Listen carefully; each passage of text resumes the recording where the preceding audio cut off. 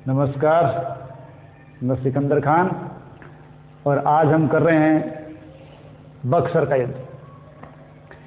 इससे पहले हमने प्लासी का युद्ध किया था जो हर एग्जाम की दृष्टि से बहुत ही महत्वपूर्ण था। उसी युद्ध की भांति ये युद्ध भी इतिहास में अपना एक विशेष महत्व रखता है। प्लासी का युद्ध 23 जून 1757 को रॉबर्ट क्लाइव और बंगाल के नवाब सिराजुद्दौला के बीच हुआ था। उस युद्ध के परिणाम स्वरूप मीर जाफर को बंगाल का नवाब बना दिया गया। बंगाल का नवाब मीर जाफर को बनाया गया, इसके पीछे कंपनी की अपनी एक सोच थी। कंपनी चाहती तो इस समय बंगाल की सर्वेसर्वा बन सकती थी, लेकिन उनका मूल उद्देश्य व्यापार की तरफ ध्यान देना था। और यदि किसी भारतीय शासक का सहयोग मिलता रहे, बिना किसी संघर्ष के उनको अपना व्यापार बढ़ाने का मौका मिलता रहे, तो उन्होंने इसको सीधे हाथ में लेने की नहीं सोची।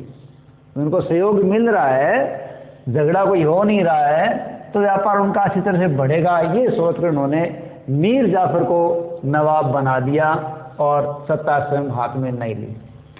लेकिन मीर जाफर एक कठपुतली शासक था। अगर वास्तविक सत्ता देखी जाए तो बंगाल की वास्तविक सत्ता का संस्थापक या वास्तविक सत्ता का उपभोग करता क्लाइव था। इसलिए मीर जाफर को क्लाइव का गीदड़ कहा जाता है। मेलिसन ने लिखा है कि इस समय बंगाल एक सोने की थैली था जिसमें हाथ डालो और माल निकालो। अंग्रेजों की हालत थी कि जितना चाहो लूट लो। इस प्रकार बंगाल उन्होंने केवल एक सोने की थैली के रूप में इस्तेमाल किया था। 1760 तक क्लाइव यहाँ रहे और वो फिर इंग्लैंड चले गए। क्लाइव के जाने के बाद कार्यवाहक के रूप में हॉलवेल ने काम संभाला। कुछ समय पश्चात वेनसीटार्ट गवर्नर बनकर आ गए और वो और ज़्यादा सुविधाएं चाहते थे, लेकिन अब तक मीर जाफर को समझ में आ चुका था कि लगभग कंपनी को 3 करोड़ से अधिक रुपया दिया जा चुका है और अब भी कंपनी की मांग खत्म नहीं हो रही है और बंगाल के हालात दिन ब दिन बदतर होते जा रहे हैं। इसलिए मीर जाफर भी अपने आप को असहाय महसूस कर रहा था और वो इस चीज़ से घबरा चुका था और उसके पास देने के लिए कुछ नहीं था। हालात खराब हो रही थी, लेकिन वेनसीटार्ट कुछ प्राप्त करना चाहता था।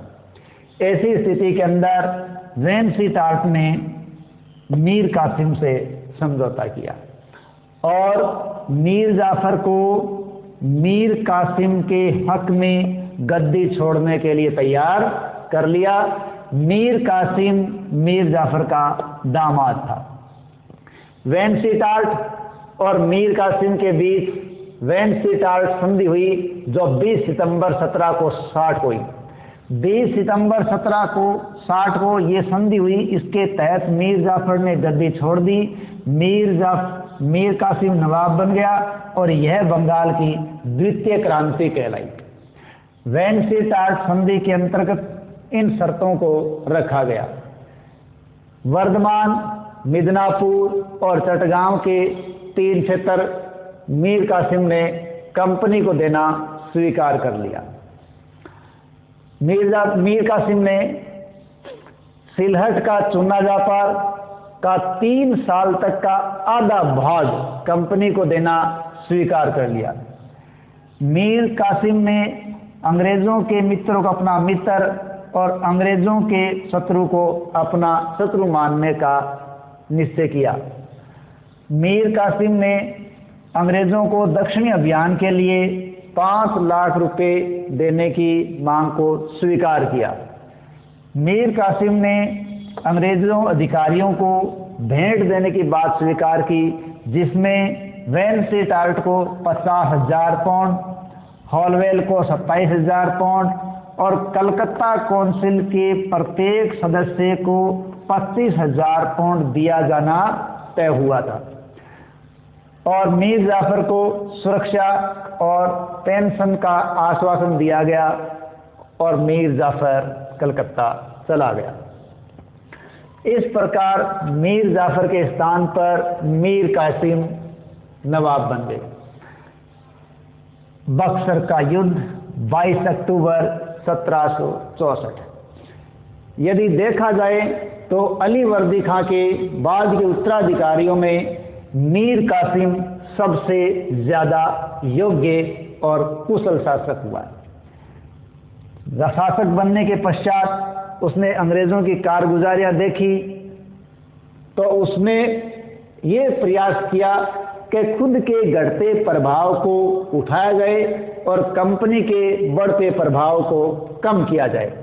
ये प्रयास करने के लिए उसने अंग्रेजों के रोज रोज के हस्तक्षेप से बचने के लिए अपनी राजधानी मुर्शिदाबाद से मुंगेर स्थानांतरित कर दी।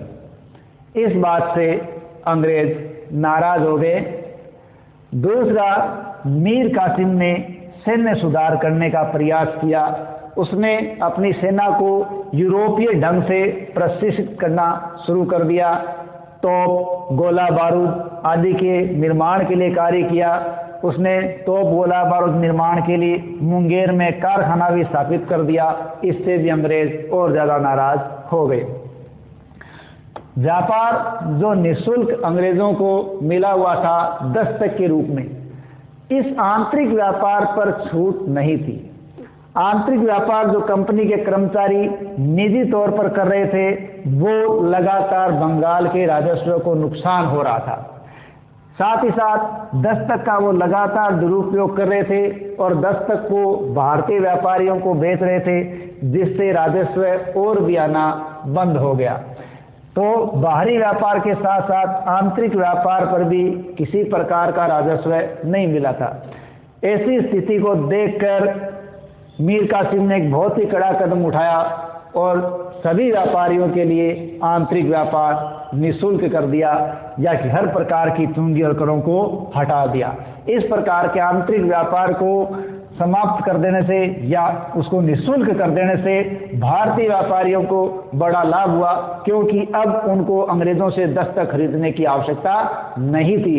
लेकिन इसका असर अंग्रेजों पर गलत हुआ। अब उनको आय आनी बंद हो गई और वो मीर कासिम से नाराज हो गए। अंग्रेजों ने मीर कासिम को इसके लिए तैयार किया कि वो मुगल शासक को 12 लाख रुपए नजराने के रूप में देवे, लेकिन मीर कासिम इसके लिए तैयार नहीं था। 1760 की संधि व क्षेत्रों की पुनः मांग मीर कासिम द्वारा अंग्रेजों से की गई। मीर कासिम ने कहा कि वेल्सी-टाट संधि के तहत वर्धमान, मिदनापुर और चटगांव का क्षेत्र जो अंग्रेजों को दिया गया था, जो राजस्व अंग्रेजों को दिया गया था, वो मुझे वापस दिया जाए। क्यों? क्योंकि आप इन सब का इस्तेमाल मेरे ही खिलाफ कर रहे हो, या नवाब और बंगाल के खिलाफ कर रहे हो, इसलिए ये मुझे वापस दिया जाए। इस प्रकार की मांग से और इस प्रकार के कार्यों से अंग्रेज ज्यादा नाराज हो गए और दोनों के बीच तनातनी की स्थिति आ गई। ऐसी स्थिति के अंदर कलकत्ता काउंसिल के मेजर एडम्स अपनी सेना को लेकर मीर कासिम की ओर निकले। दोनों के बीच कई लड़ाइयाँ हुई, जिनमें कटवा की लड़ाई, गिरिया की लड़ाई, सुती की लड़ाई, उदय नाला की लड़ाई, ये कई लड़ाइयाँ हुई और इन सभी लड़ाइयों के अंदर मीर कासिम को हारना पड़ा और वो पटना की ओर चले गए। पटना की ओर जाने के बाद मीर जाफर को पुनः नवाब बना दिया गया, जो अंग्रेजों की शर्तों पर नवाब बन गया।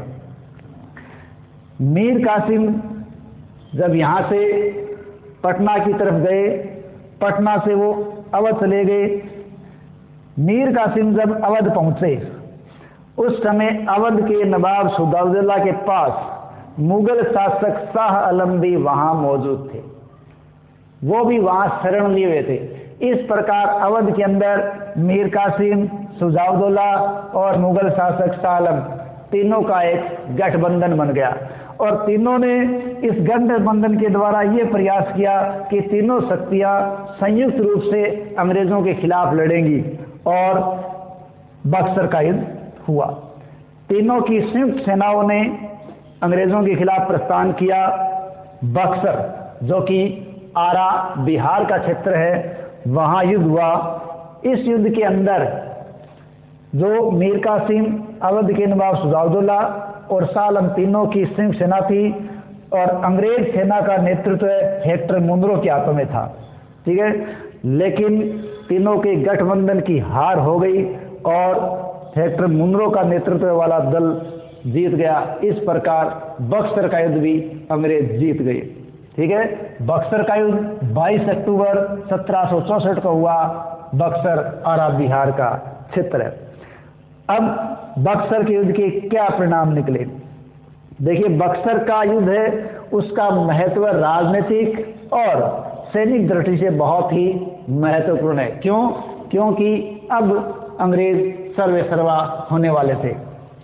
बंगाल में कठपुतली शासक वापस बन गया जो मीर जाफर था और वो 5 लाख रुपए कंपनी को प्रतिमा देने के लिए तैयार था। अवध उसका आभारी हो गया।